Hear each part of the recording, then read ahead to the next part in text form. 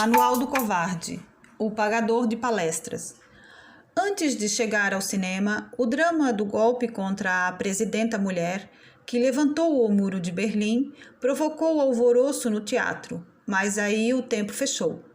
A classe artística está cansada de saber que a sua liberdade acaba onde começa a lenda coitada.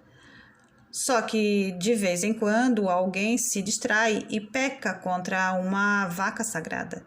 No caso, a que estava sofrendo impeachment. Nas linhas que se seguem, você aprenderá o que acontece com quem acha que pode falar o que quiser em cima de um palco. O ator e diretor de musicais Cláudio Botelho, se apresentando em Belo Horizonte, improvisou em cena falando da deposição de uma presidente e da possível prisão de um ex-presidente. A peça acabou ali. Não é força de expressão.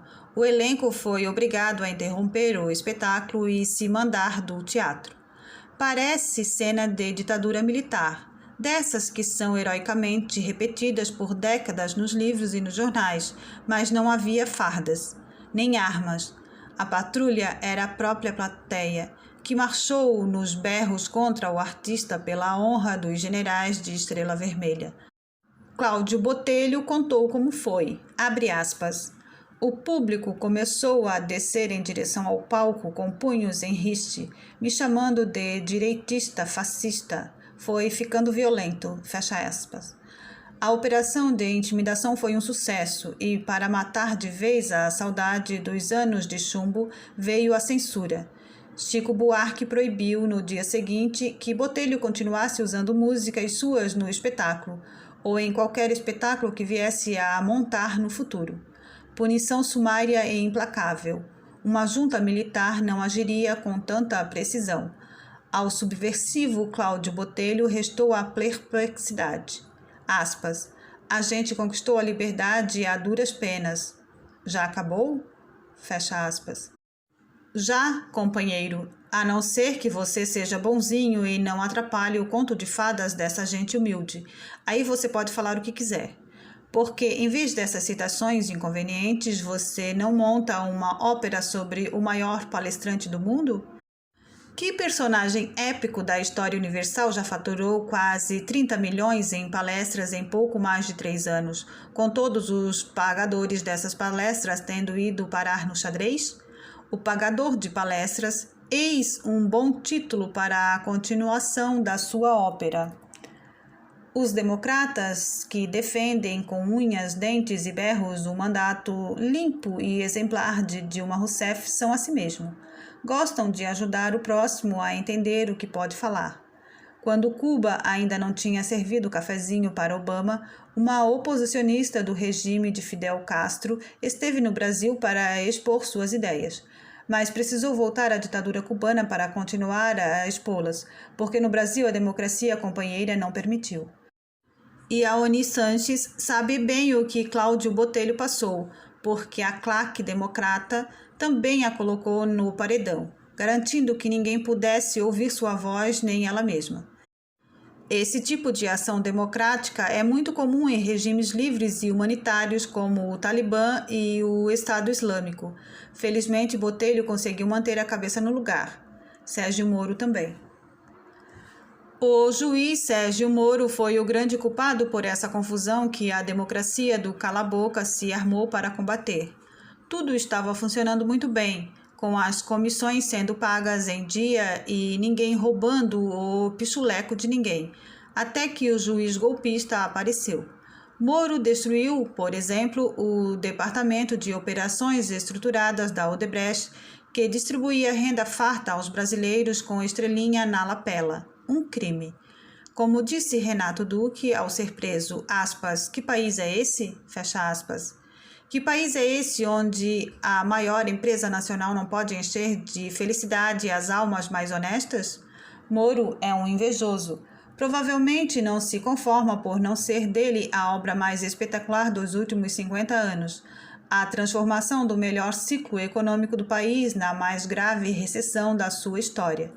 Por isso, esse juiz autoritário passou a bisbilhotar as conversas de Lula, através de escutas telefônicas, Queria aprender como se monta uma ruína nacional. Só pode ser isso. A patrulha da bondade ficou furiosa quando Moro decidiu suspender o sigilo das escutas. E o país passou a ouvir barbaridades. É muita falta de respeito com o Brasil mostrar Lula como ele é. Um juiz criminal pode divulgar escutas telefônicas se isso evitar que o investigado obstrua a investigação. Coincidentemente, o que o criador estava tentando fazer com a criatura. É o que diz a lei. Mas o que é a lei dos homens diante do Criador? Depois de muito berro e conspiração, armas da resistência democrática contra o golpe, o covil das togas encantadas resolveu o problema. O processo contra Lula por tentativa de comprar o silêncio de Nestor Severo foi parar longe das mãos de Sérgio Moro. O argumento do STF para mandar o processo para a Justiça Federal de Brasília foi cirúrgico. O suposto delito de Lula denunciado pelo senador cassado Delcídio do Amaral não estava no âmbito da Lava Jato. Perfeito. O ex-diretor da Petrobras, Nestor Severo, foi condenado no escândalo do Petrolão, investigado pela Lava Jato, mas a tentativa de um ex-presidente de impedir que o condenado contasse o que sabia sobre o escândalo investigado pela Lava Jato não tinha nada a ver com a investigação conduzida pela Lava Jato. Claro como petróleo roubado. Ficou tudo bem e o Ministério Público Federal, então sob a liderança infalível do companheiro Rodrigo Janot, não tardou em pedir a absolvição de Lula no caso. Autor de belas coreografias para bagunçar o processo de impeachment, como as famosas listas de Janot, que punham a República inteira sob suspeita, refrescando a quadrilha. O procurador-geral aproveitou o embalo e recomendou o perdão a José Dirceu pelos crimes do mensalão. Detalhe sublime: Janot pediu perdão para Dirceu no exato momento em que Moro o torna réu pela segunda vez na Lava Jato. Ficou alguma dúvida? Um ladrão progressista que roubou o povo honestamente num escândalo e continuou roubando coerentemente no escândalo seguinte, não merece outra coisa que não o perdão. Conclusão: Moro golpista. Agora um rápido teste do manual do covarde para você checar se está compreendendo a lição. O pedido de perdão a Dirceu foi recebido no STF por Luiz Roberto Barroso. Ele aceitou ou negou? Resultado: A.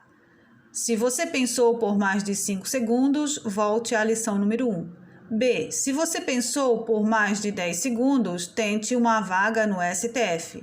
C. Se você pensou por mais de 30 segundos, peça ajuda a Dilma. E se você gostou desse vídeo, deixe seu like, deixe um comentário, se inscreva no canal, compartilhe com seus amigos. Ative também o sininho das notificações.